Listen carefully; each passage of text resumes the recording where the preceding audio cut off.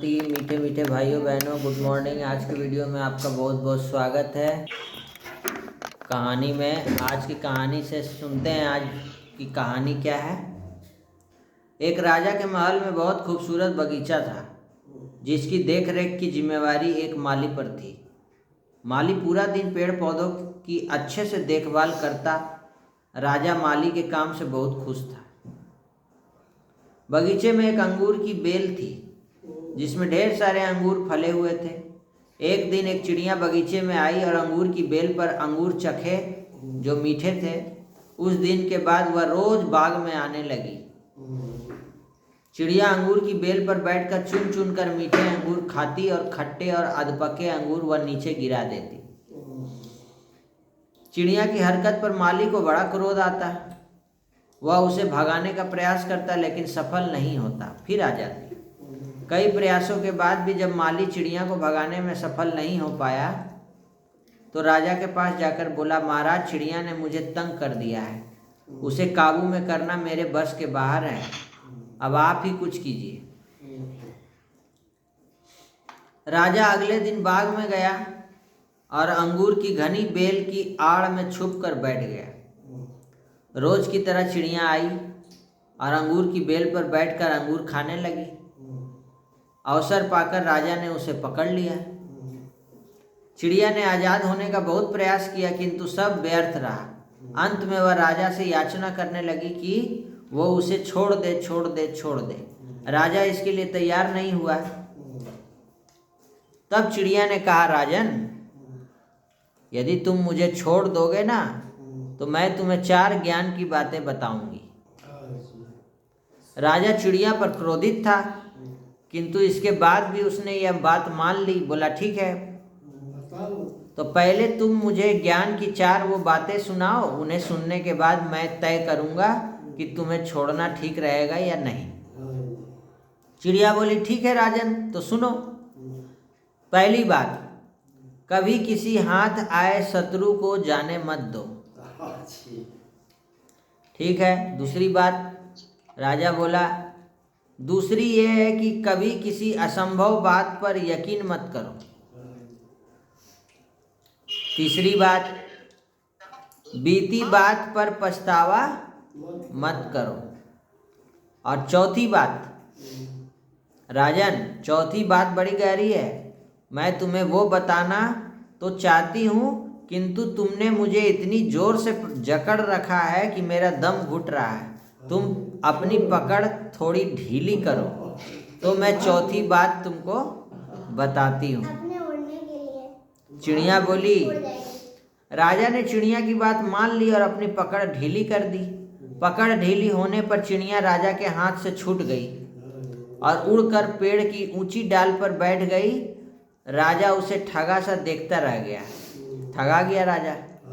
पेड़ की ऊंची डाल पर बैठी चिड़िया बोली, राजन, चौथी बात यह है कि ज्ञान की बात सुनने भर से कुछ नहीं होता है, उस पर अमल भी करना पड़ता है।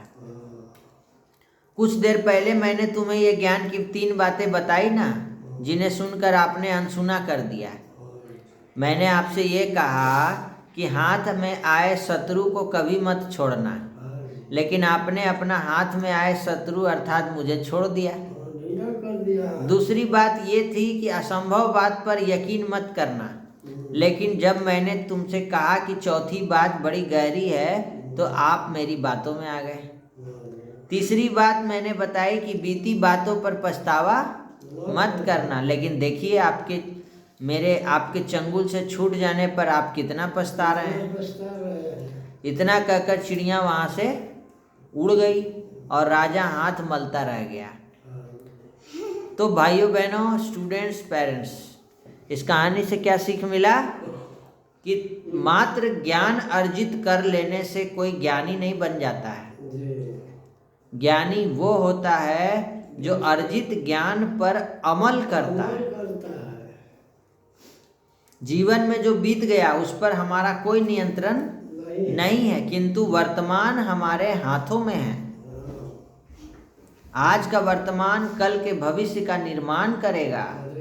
इसलिए वर्तमान में रहकर कर्म कीजिए और अपना भविष्य बनाए, इसीलिए कहा गया है शिवाणी बोलिए मन का, है ना गीत। अरबी है, कर्म करो ऐसे भाई तुम पढ़े न फिर पछतावा।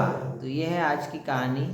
इस कहानी से क्या सीख मिला आप लोग कमेंट करके ज़रूर बताइए, इसको शेयर भी कीजिए। और आज बाबा के महावाक्यों में है, बाबा कह रहे बच्चे संगम युग है, ये बड़ा नॉलेज जो है ना, पॉजिटिव थिंकिंग क्लास है, बड़ा निराला है। हम सब आत्माएं एक्टर्स है। एक फिल्म में कैसे हीरो हीरोइन विलेन होता है, एक्टर्स होते हैं, वैसे हम लोग भी क्या हैं, एक्टर्स हैं। इसमें एक का पार्ट दूसरे से मिल नहीं सकता है। आज बाबा ने कहा बच्चे तुमको माया जीत बनना है। तुम्हारी लड़ाई किसके साथ है, माया के साथ। तुम रूहानी क्षत्रिय हो, बाकी लोग जिस्मानी क्षत्रिय हैं, लड़ाई करते रहते, आपस में लड़ते झगड़ते रहते, झरमुई झगमुई करते हैं। लेकिन तुम्हारी लड़ाई पुरुषार्थ, तुम्हारी अंदर की लड़ाई, आंतरिक लड़ाई है, वो माया के साथ है। काम क्रोध लोभ मोह अहंकार को जीतना है तुम्हें। आज बाबा ने कहा कि जिसके साथ भगवान है वो है कौन है, पांडव है, प्रीत बुद्धि। आज कौरव यादव के साथ विनाश काले विपरीत बुद्धि है, वो उनके साथ भगवान नहीं है। तो आज बाबा ने हम बच्चों को धारणा के लिए मुख्य सार में कहा, आत्म अभिमानी बन इस बेहद नाटक में हीरो पार्ट बजाना है, विलेन नहीं बनना है, हीरो पार्ट। ठीक है, हर एक एक्टर का पार्ट अपना अपना है, इसीलिए किसी के पार्ट से रीस नहीं करना है।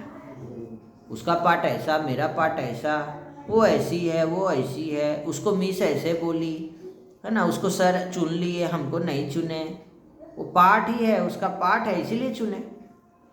सवेरे सवेरे उठकर अपने आप से बातें करनी है, अभ्यास करना है। मैं इन शरीर की कर्मेंद्रियों से अलग आत्मा हूँ, बाबा आप कितने मीठे हो।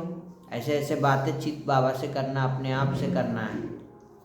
आप हमें सृष्टि के आदि मध्य अंत का ज्ञान देते हो बाबा, आप कितने सुंदर हो बाबा, हम कितने भाग्यशाली हैं बाबा जो आपने हमें चुना है। और आज का वरदान सुनो, बहुत सुंदर वरदान।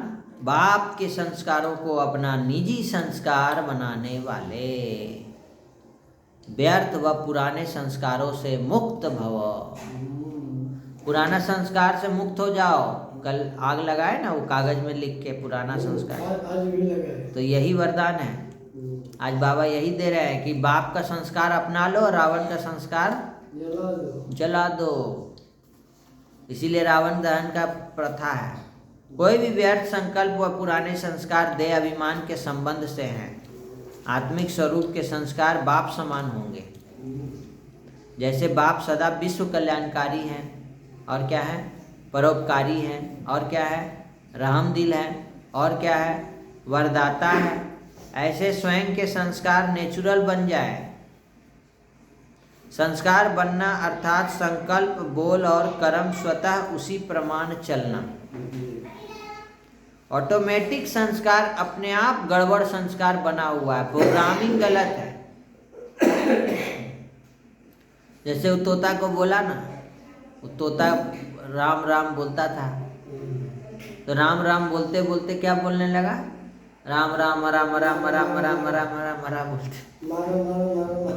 अरे तुमको बोला गया था राम राम बोलने, तो तुम मरा मरा काहे बोल रहा है। तो प्रोग्रामिंग गलत हो गया। तो संस्कार बनना अर्थात संकल्प, बोल और कर्म स्वतः उसी प्रमाण चलना। जीवन में संस्कार एक चाबी है जिससे स्वतः चलते रहते हैं, फिर मेहनत करने की जरूरत नहीं होती है।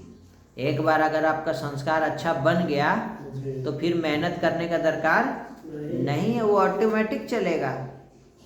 तो वो कौन कौन सा संस्कार है जो हमारे अंदर अभी है, गलत संस्कार है, रावण का संस्कार है और ऑटोमेटिक है, कौन सा है?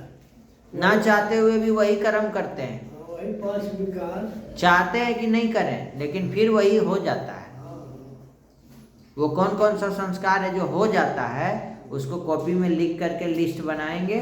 आज 2 होमवर्क दिया गया है लिस्ट बनाने का, एक वो वाला और एक आज याद की मीठी युक्ति माया जीत बना देगी। तो याद की मीठी युक्तियाँ कॉपी में लिस्ट बनाएंगे। तो ये 2 होमवर्क सब करेंगे। तो आज का होमवर्क भी है मैं व्यर्थ और पुराने संस्कारों से मुक्त आत्मा हूँ। ये सोमान का होमवर्क लेंगे। स्लोगन है आत्मिक स्थिति में स्थित रह अपने रथ शरीर द्वारा कार्य कराने वाले ही सच्चे पुरुषार्थी हैं। आत्मिक स्थिति में रह करके कोई भी कर्म को करना है, और कर्म आपको थोड़ी करना है, आपकी कर्मेंद्रियां ना करेंगी। आप तो सदा अथक हो, मस्त हो।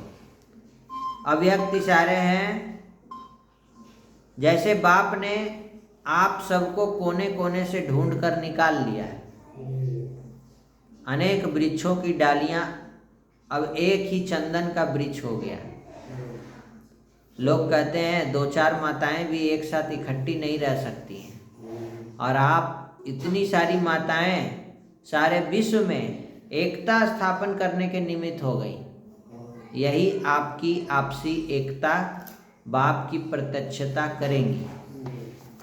सोचिए, एक साथ 10,000 आत्मा बैठी हुई है डायमंड हॉल में।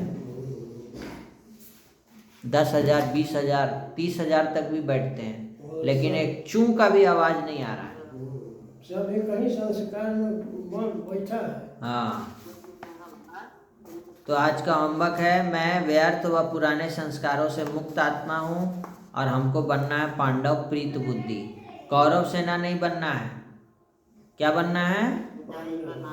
पांडव सेना बनना है। कौरव सेना नहीं बनना हम लोग को। बाबा के बातों श्रीमत दिए हैं तो उस पर चलना है, तभी ना पांडव कहलाएंगे। नहीं तो आप कौरव सेना बन जाएंगे। बाबा बोलते हैं आम तो सुनते हैं इमली, तो कौरव ही कहलाएंगे ना। तो हमको सच्चा पांडव बनना है। ओम शांति, ओम शांति, ओम शांति। बाबा की याद से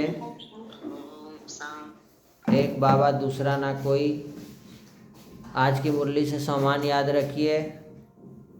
सारा व्यर्थ और पुराने संस्कारों को मैं आत्मा जला रही हूँ, और पॉजिटिव सम्मान, पॉजिटिव थिंकिंग, अच्छे बाबा के सभी संस्कार हमारे अंदर भर रहे हैं। ओम शांति। इस वीडियो में इतना ही। फिर से मिलते हैं नए वीडियो में। सबका भला हो, सब शांत रहें, सुखी रहें, निरोगी रहें, स्वस्थ रहें, नशा मुक्त रहें। यह है इसका होमवर्क। ओम शांति।